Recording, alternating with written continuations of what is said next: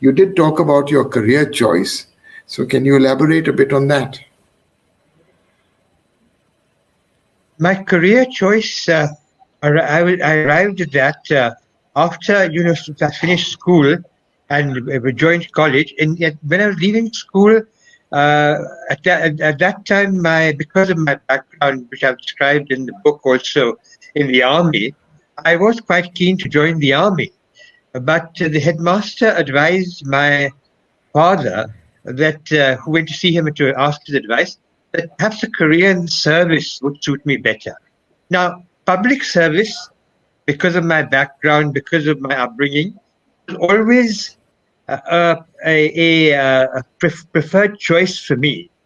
And I thought that I could do that through joining the army. But then when this was presented, by the time I finished college, that is St. Stephen's College, I had made up my mind. I joined St. Stephen's College also largely because from at that point, as you remember, and you also are from St. Stephen's, that there were a large number of people who were actually joining the civil services from there. So it's supposed to be a premier college as a training college for the services. And therefore, I decided that is what I wanted to do. And a career choice as from the point of view of public service. I think I tried to emphasize that in my book also, because that was the theme throughout my career. And during the time that I was serving in the Prime Minister's office, and specifically because I was serving with Mr. Rajiv Gandhi, it crystallized in the form which it did, which of course I've described in the book, as to how I felt I could be of use in serving the public. The question has often been raised, and you mentioned this in our earlier discussion, that there were others who were in school with us, who were in service with us, and specifically one couple, that is Sanjeet Roy and Aruna Roy, who Sanjeet Roy opted for an NGO. You mentioned that I had opted for the service in preference to an NGO. He opted for an NGO, but Aruna, on the other hand, opted for the civil services and left the civil services to go and work for an NGO. Now, that was their way in which they felt they could serve the public best. I felt that with my own background and my own commitments, it was the civil service through which I could serve the public best. And you and I have both been directors of the National Academy of Administration. And you and I have both, to our officer trainees, emphasized this fact that through the civil services, we are not going out to rule. We are going out, and very often this term is used, they go to rule. We're not going out to rule. We go out to serve, and we are public servants. Yeah. That was the basis of my choice. Okay. And the other point which I had raised earlier was about going to one's home state, the desirability of that, or otherwise. Yes, in my time and in your time, when we actually joined the service, there was a distinct possibility, if you got enough numbers, you could opt for and get to work in your own state. I mentioned in my book also, my mother was a leading member of the ruling party of that time, that was the Congress Party. And she, in fact, went on shortly after I joined the service to become a minister in the cabinet of Kamala-Pratit Tripathi. I wanted to be as far away as possible from a state where my family had been had been participating, had been a prominent participant. My mother had been, my grandmother had been very active politicians there. And I wanted, therefore, to be away from such a state. You would ask the question whether I would say that opting for one's home state is in any case not a good thing. It's always preferable to opt for another state. I wouldn't lay down a sweeping sort of statement like that. My reason for opting for a state as far away as possible, my first choice was Assam, my second choice was J&K. These are the furthest you could get from my own state of UP. My reason for that I've given to you, and I've expressed that in my book also. But there may be others, and I can quite understand, having been, like yourself, director of the academy, I can understand that people might want to go back to their own state because they are able to understand and perceive the challenges that are facing their own state, and they would like to actually address those challenges, and they feel that they are very well suited to doing that. There is a good argument for that also. So I would not That's lay right. down my choice of state as a principle for others to follow, Okay. except insofar Thanks. maybe as political activities. Okay. We did. Because I have also always been very ardent supporter of not relating politics and administration. Okay. Because, in fact, since let me skip to another subject, since you talked about politics and administration. Now, in your book, you did, in fact, you made a statement in your book, and this is, you know,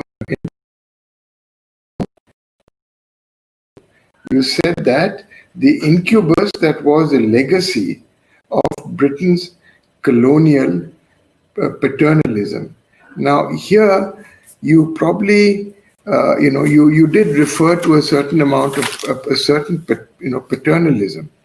But what you also said was that Rajiv actually his fatal weakness. This is page 51.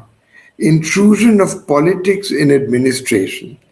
And you said Rajiv's strength and his fatal weakness. So how do you reconcile these two statements? That is, his strength was, and as an administrator, you're right in saying that you. Yeah.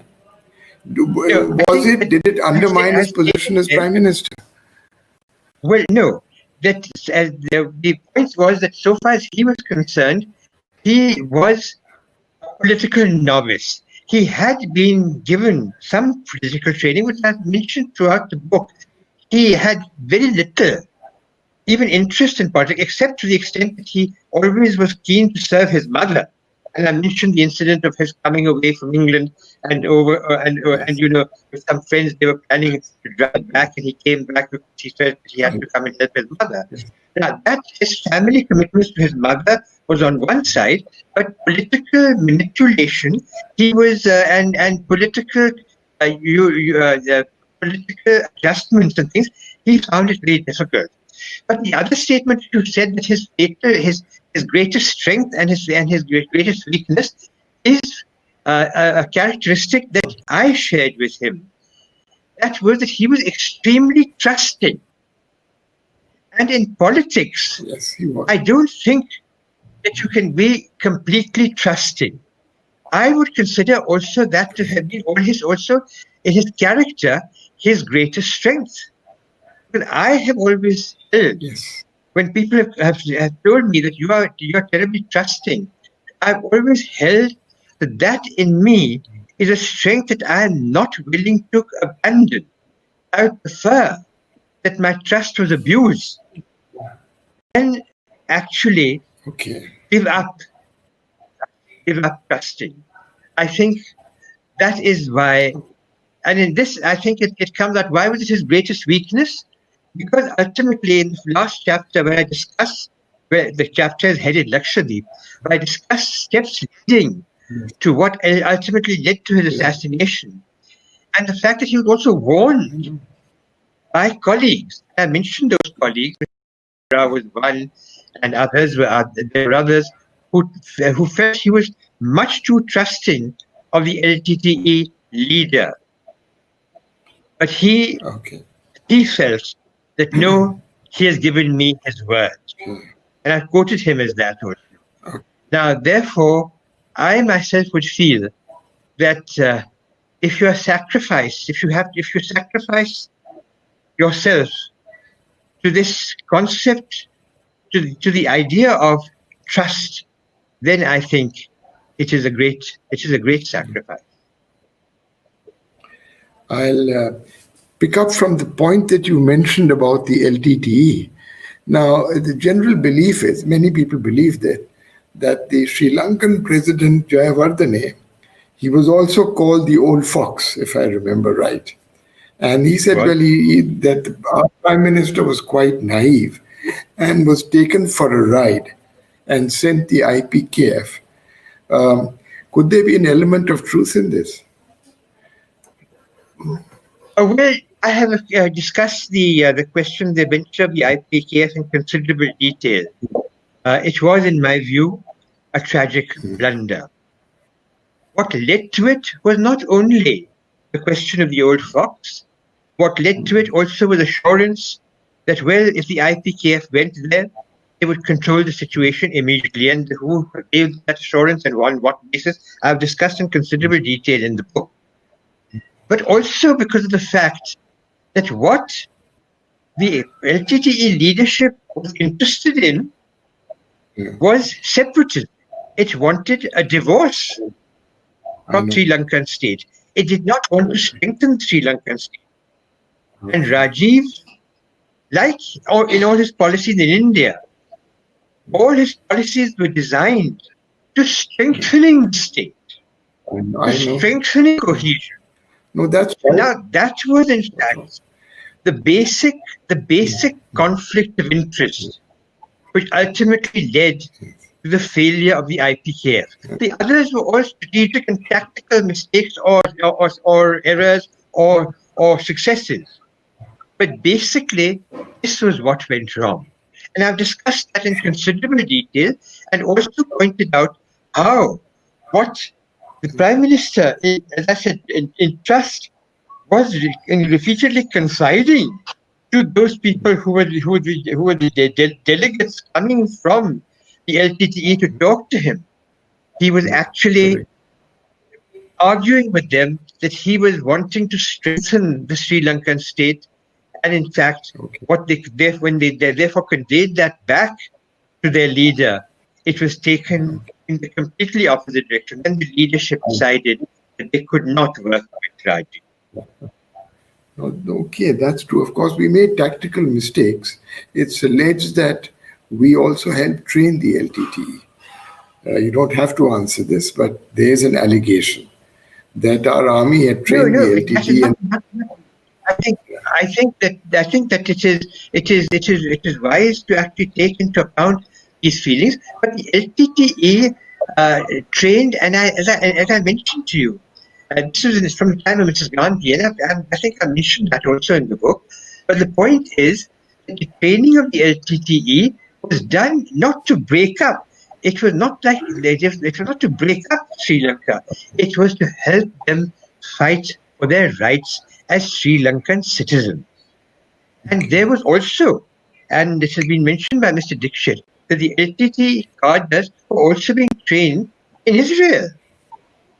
So now the question, and then I've raised that question also, was there an international hand in the assassination? Now, that, of course, I can't answer that question. I've left it unanswered. But these are different elements that went into it. And of course, these, for example, I mentioned in the Maldivian, highly successful in the session in Maldives. Also, it was colored by the incubus of Sri Lanka and the conflict, ethnic conflict in Sri Lanka. I know, correct. You pointed that out. And in fact, I thought I'll just come to the next point about, we did talk about, the civil service and about the intrusions of politics and administration. And you had mentioned that this was both his great strength, that he didn't believe in interference, as well as his fatal weakness. So did his as I mentioned, his great strength and fatal weakness is what I had mentioned in case of his being trusting.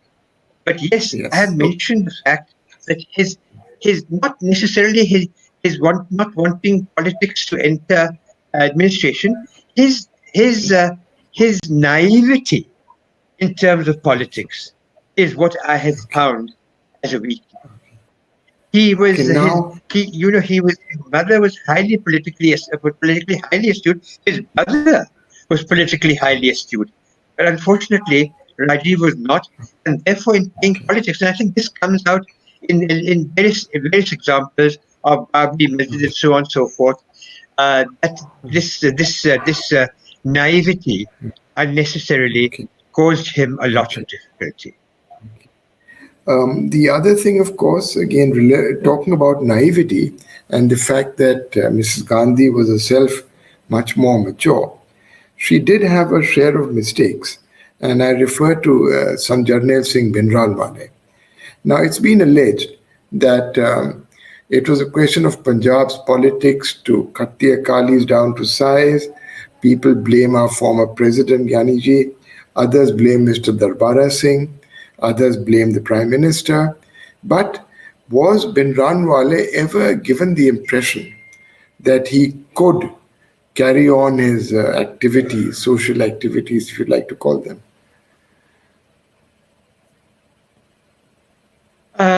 Bhindranwale, initially, and I've discussed it in my work also, the initial encouragement that he got in gaining prominence in Punjab politics, the initial prominence, without pointing fingers, I would say that he certainly got because of the conflict between the two contending forces in the Punjab, which was the Akali Dal and the Congress Party at that time.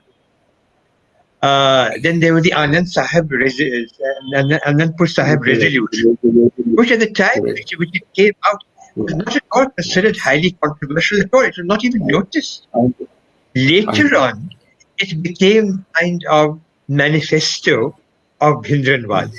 So if you say that, well, because the Anandpur Sahib resolution became his manifesto, perhaps he was encouraged to, that would be again a very facile way of looking at it. The growth of the Punjab situation is rather complicated, and I have gone into it in considerable detail because the roots of that lay in the birth of Pakistan, and therefore the idea of having a separate state on the basis of religion. Now, therefore, I mean, in covering it here, I don't think I can really cover. So Bhindranwale's roots then came from there, and then, of course, he went with what was fatal was the militarization of his Damdamiya Takhta, of his, and the targeting of the Nirankaris and so on by him. Correct. The rise of fundamentalism, Sikh fundamentalism, which never had wide public support. But how did it, and I think this carries lessons. We see fundamentalism rising in other communities at this time. Therefore, the way it is, I think, carries a number of lessons. But I would not like to start laying down the law that it was because of this and it was because of that. There were various threads. There was a huge role of the Sikh diaspora, which I've tried to cover to some extent. And I had personal experience of this also, having served in the United States. I actually came to experience this kind of feeling among certain sections of the community. But I think this my description of what happened in Punjab and in other things, I would cite one who I regard as a kind of mentor, and that is the Nobel laureate Amartya Sen, who says that a book like this does not give you the answers. In fact, it raises more questions. And the success or failure of this book arises from the number of questions that it actually raises. So I have in my work tried to raise a number of those questions by putting the issues, but not answering. Right. Okay. Then coming to some of the other issues now, we did touch upon federalism. Do you believe that, and we talked about, the case of the Austro-Hungarian Empire and ethnic structure. So do you believe that the Indian Federation as its present shape is sufficient? Does it allow enough powers to the constituent units? Is there any such thing as creeping centralization? And I'll give it a topical context as well. In the United States, the states were invited to join the Union, and therefore they have far more powers than our states do. including elections, which is rather messy. But coming back to this case, do you feel the states are sufficiently empowered? And do you feel that we need more states, because the more, centrifugal units there are, the more powerful the centripetal forces become. So the more, the merrier. You feel that we need more states? Very interesting question. And again, when you say that this is the question you put to me, that do I feel so and so, I have raised the issue. I put the arguments. I think you will have to come to your own conclusion. But so far, the Austro-Hungarian Empire is concerned, and I have described in my book my debt of gratitude to Parthasarathi Gupta, my professor in the Delhi University, who I felt was a most outstanding historian and never really given the full credit for his grasp of the subject. It is not, because history is not a question of facts. History is a question of understanding. And his understanding was unparalleled. And his rendition, about which, of course, it was then expounded further, not expounded, but it already expounded in considerable detail by A.J.P. Taylor, the British historian. But the fact that the decentralization was the way in which the Austro-Hungarian Empire, which was threatened with complete destruction at the beginning of the 19th century, then lasted out into the 20th and even into the 20th century. It would probably have lasted further had that war not broken out. And that conflict really occurred because the conflict of interest between its two main parts, Hungary and Austria, both multi-ethnic, but Austria trying to go towards greater and greater decentralization, and Hungary going for decentralization, but making that decentralization nominal, trying to control the various components, the Serbs, the Croats, so on and so forth, and then also it acquired a large, what is called the Muslim population, which is not really, it can't be defined as Muslim, it was Turkish population. Turkish, and then it was Albanian, and others also ethnic. It was not a uniform ethnic community, but that's all part of Hungary. And Hungary, under Agassi, sought to centralize under the garb of decentralization, whereas Austria had to decentralize, and the result of that was it greatly strengthened the position of the emperor. The pebble is how A.J.P. Taylor has described it, the pebble that held the whole structure together. But then, unfortunately, the war that broke out, and broke out, unfortunately, on the grounds of this ethnic conflict. Because, Bosnia-Herzegovina, which now has been the source of so much conflict in Europe in more recent times, that became the source. Now, this is what I explained to Rajiv in my last meeting with him on the subject, which was really a farewell tea which he and Sonia ji had given for Shehla and I. And we had discussed this. I tried to explain on this issue as to how the decentralization had greatly strengthened the ethnosyncretic nature of Austria-Hungary, and would have lasted had it not been for the First World War, which was really brought about by its Germanic and its Hungarian and its Magyar domination, which actually precipitated that war. Now, therefore, I mean, this now goes much further. Therefore, the decentralization, because his apprehension was, and by the time I actually left, his views had crystallized. He felt he was going to go for this kind of decentralization. He felt it was part of his grandfather's legacy of democratization. He felt this was a way in which people would have a voice in their own governance, which he felt was not the case. He felt it was unconscionable that in our democracy, people did not have elected representatives lower than the level of the state assembly, where the constituencies, as you know, are of such a size that an individual finds it difficult to communicate with his or her representative. Now, of course, it's much better because of internet and so forth, but it was not the case at that time. So therefore, people required that kind of thing right down to the village level. And that is what he was aspiring to. But he had this apprehension that if you have that kind of decentralization at the administrative level, would it not augur ill for the ethnosyncretic nature of the state, the unified nature of the state? Would it not compromise that? And I had put that argument to him.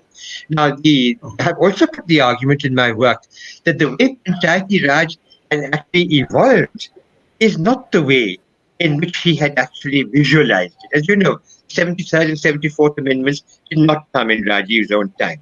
But Rajiv's view, and this I can say with confidence on the basis of our own discussions, was that there should be administrative decentralization going down to the village level. And that the village panchayat should be what Mahatma Gandhi had envisioned it to be.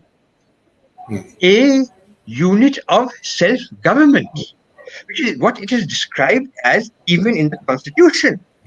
But is it a unit of self-government? No. Why is it not a unit of self-government? And I have quoted extensively from my colleague who was joint secretary with me when I was secretary Panchayati, Raghurandan, who now, of course, he's left the service. Again, he's serving the public from outside the service, from Karnataka, to demonstrate how the bureaucracy, not the civil service, but the bureaucratic structure, as you know, epitomized by the VDO, the VLW, and so on, has held its monopoly of district development administration, despite the fact that you have panchayat, which were supposed, under Rajiv's idea, to take greater and greater responsibility for. There has been. There has been a greater degree of decentralization. Okay.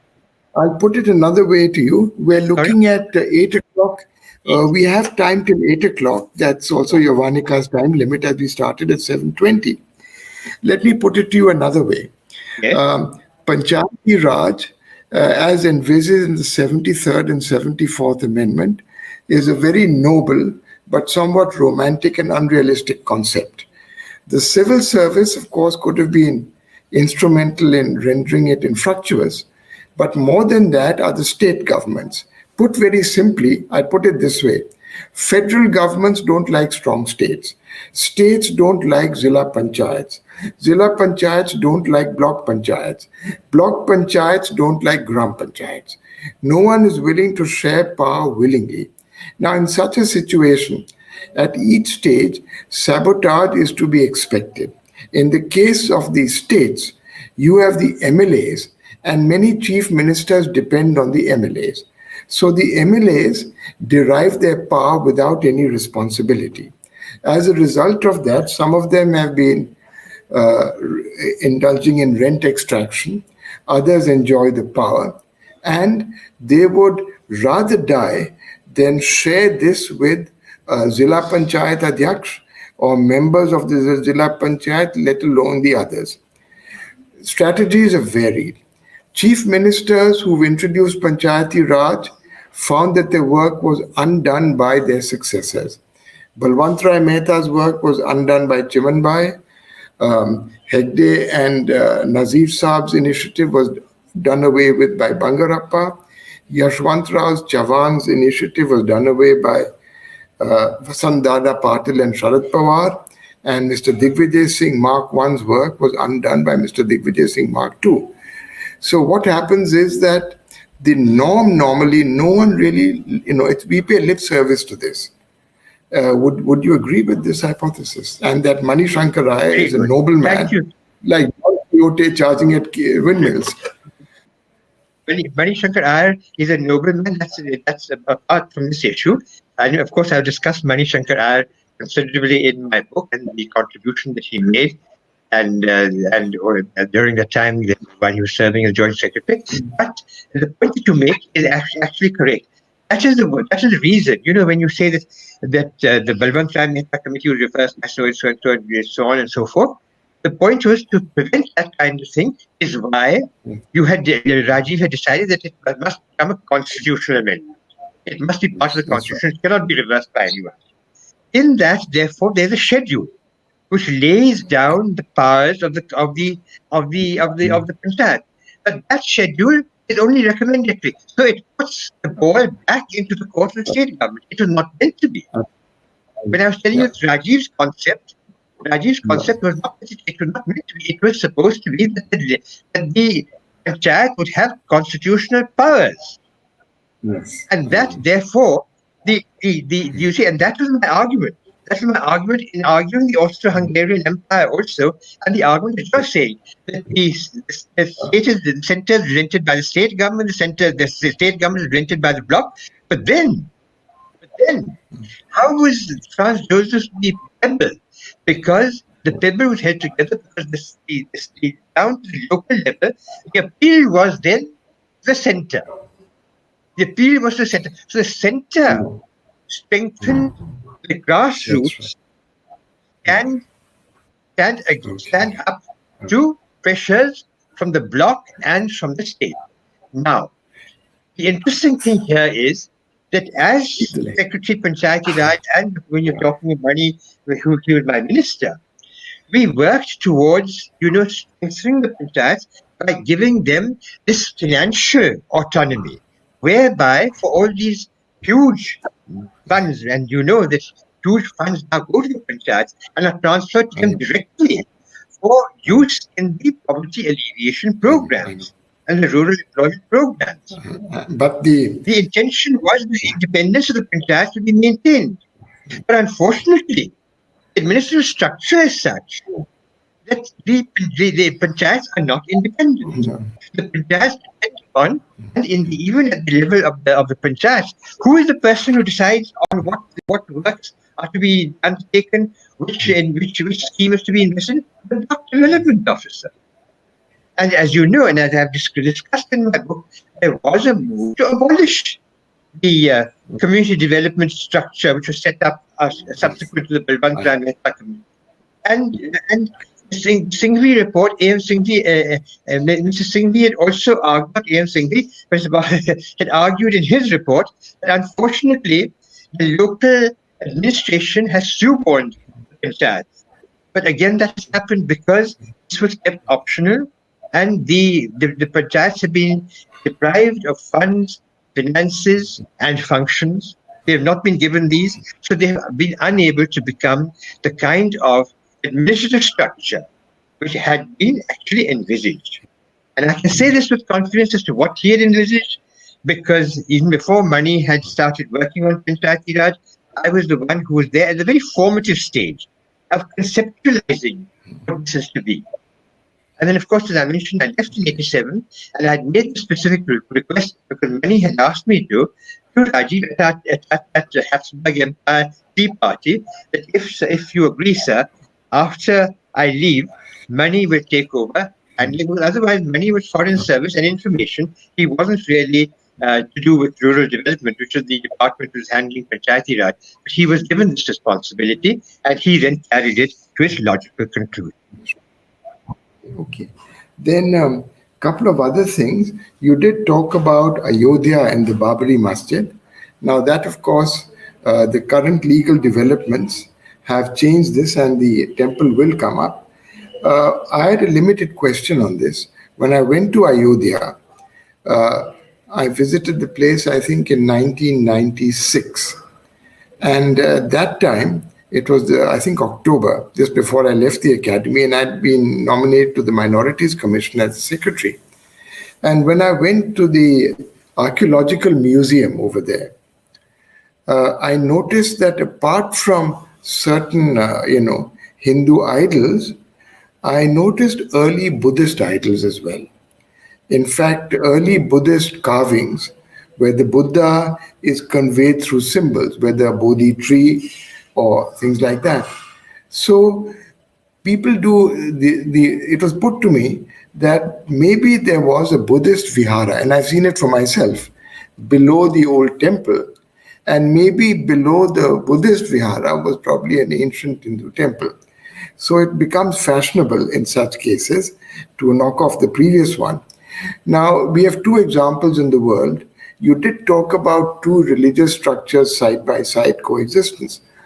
The two examples are Cordoba in Spain, the mosque cathedral, and the Hagia/San Sofia, till Erdogan changed the situation drastically. But would you advocate the idea that you can, and this applies to Kashi Vishwanath and maybe perhaps to Mathura, that you can, one solution could be to keep these structures side by side without any conflict? And would this be a way of promoting a degree of communal understanding? You see, the question that the point that you raised is interesting. That there was a Buddhist stupa Bihar before the Babri Masjid. I think it is well established now that no religious structure was actually demolished in building the Babri Masjid, but that it was built on the site which had housed a religious structure. And it was known as the Janamasthan then. But as I mentioned, most of the information regarding this, the history and all that, on the question of the Babri Masjid comes from the Gazetteer of India. This is all part of the record of the Gazetteer of India, no doubt. The Gazetteer of India has researched local ideas, local legends, and has quoted those.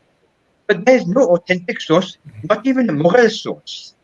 I mean, if the emperor had sort of built a shrine, a mosque there, in order to show his triumph or something, he should have mentioned it, mentioned a line in his own autobiography. No mention, and there's no moral record of it at all. Now, the Gazetteer of India mentions, and I've quoted that in the book itself, that the remains which he has seen are similar to a Buddhist structure rather than a Hindu structure. There have been, of course, so many examples of Buddhist structures being converted into temples. Now, I don't think you need to get excited or take offense over these issues, because the fact was that at one time, the Buddhist religion was a dominant religion in certain areas. There were a large number of followers. It was a dominant religion at the national level when the emperor himself happened to be Buddhist. And in Bodh Gaya, the holiest site for the Buddhist, you have a Shiva temple built at the very site where the Buddha actually delivered his first sermon. Now, that is now not. It doesn't have many visitors as a temple. It has a number of when the pilgrimage takes place, a large number of visitors. And you would know that as having been the Minorities Commission, because the Minorities Commission has a lot of records on this, and that temple has a management committee on which there are some Buddhists. The government manages it, and there's some Buddhists on that, and some Hindus on that, and the chair of that temple is the chair of that committee is the district magistrate. And earlier there was a law there that the district magistrate can only be the chair if he happens to be a Hindu, and that has been amended by the Nitish Kumar government to say it was state law passed in the time of Dr. Rajendra Prasad that the district magistrate will be the DC, and there's no specification that he has to be a Hindu or anything else. That is the case, and therefore this is also one such case. But so far as coming back to the question of having a temple and a mosque side by side, the same gazetteers of India mention that even before 1855, when the confrontation took place at the Babri Masjid between those who felt that this is a temple and this is a mosque, and there were in fact violence there. At the time Majid Ali Shah was still ruling, there had been up to that time prayers conducted in the very building by Hindus and Muslims. It would be divided that on such and such days, maybe on Janmashtami or other days, there would be the Hindus would have the use of this, and on Fridays. But the only thing would have been that you cannot install any images inside the mosque. That was the only probably the condition, which it isn't even mentioned, but I assume that would be the case. Then Okay. The first recourse to courts is also mentioned in my book. This happened in the 1860s when the British had already established their authority and were keen to undermine the support base of the earlier ruler. No. Then there was a case that was brought saying that adjoining the actual bhumi is the bhumi adjoining the mosque. The whole of the area is the bhumi. The actual birthplace is the one adjoining the mosque, and therefore the temple can be built there. Yes. Now, I think, in my discussions with Rajiv, I said I left in 87, but we discussed this issue not even after he became Prime Minister. This came up now and then for discussion. He was of the view that he would think in terms of, he said that there's no document to show exactly where any Ram structure was actually built. Therefore, you can say that the land adjoining the mosque or some distance or whatever, on the basis of negotiation and discussion, you can come to a conclusion the temple will be built on a certain spot. Now, the Shilanyas, I've discussed this question. We'll have to wind up in about 5 minutes. I'm getting messed. We'll have to wind up in about 5 minutes. Shilanyas also, and that also falls into this very category as to where the temple could have been built and where it was not. That was of course the question of Shilanyas was then scuppered by a political move. But that then is another long story, so we don't have time for all that. So this was the idea of a contiguous temple and mosque was something that was very much in his mind, and whether it would have fructified in that form or not, I don't know. But it would probably have finally meant that there would have been both, and neither community would have felt deprived. Okay, then now looking at your thing, a lot of ground has been covered, but you've also pointed out how individual civil servants can make a mark by their perseverance. One example you've quoted that of Vibhuti Narayan Rai, who fought for the Hashimpura victims, and finally it went to court.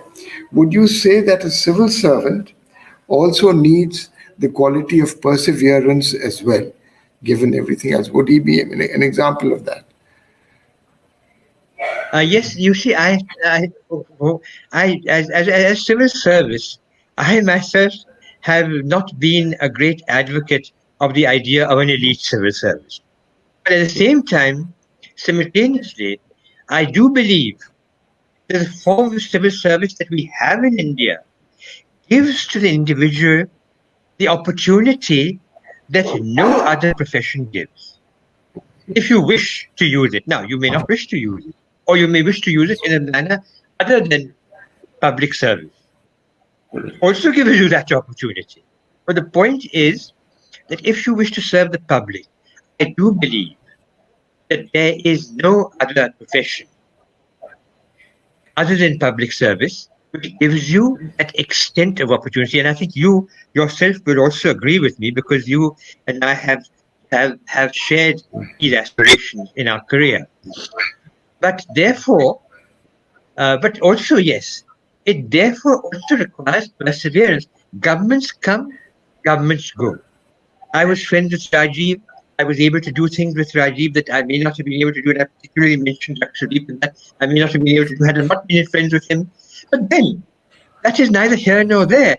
That is because if you decide that you are wanting to do something, you can do it.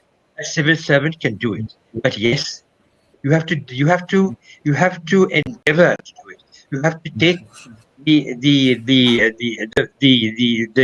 you have to make a commitment. You have to be committed to doing it. You have that endeavor. You have that decision. Because Rajiv, you are. He deserves a lot of kudos for things. Technology is one. He was determined to bring in a modern work environment. His a lot of good ideas, in fact, was something he developed as well. He deserves kudos for the Mizoram Accord, which was extremely well handled. And of course, it was with some help from, Bangladesh and, of course, the churches, because all the churches got together and they were major participants. In J&K, given the situation over there, now that Article 370 has been abrogated, some people, with just 2 minutes more, we'll just answer. Do you believe that restoration of statehood would be one step in a long process? My last question. We have to wrap up. Unfortunately, now in this, I'm afraid I'm not going to be able to answer this question in 2 minutes. I have given the background of how the J&K situation developed in my book. I think if you read it, it should be an indicator of the direction that we must now take. To sum up briefly, I would simply say this, that the J&K movement, the freedom movement in J&K, was one for freedom from monarchy.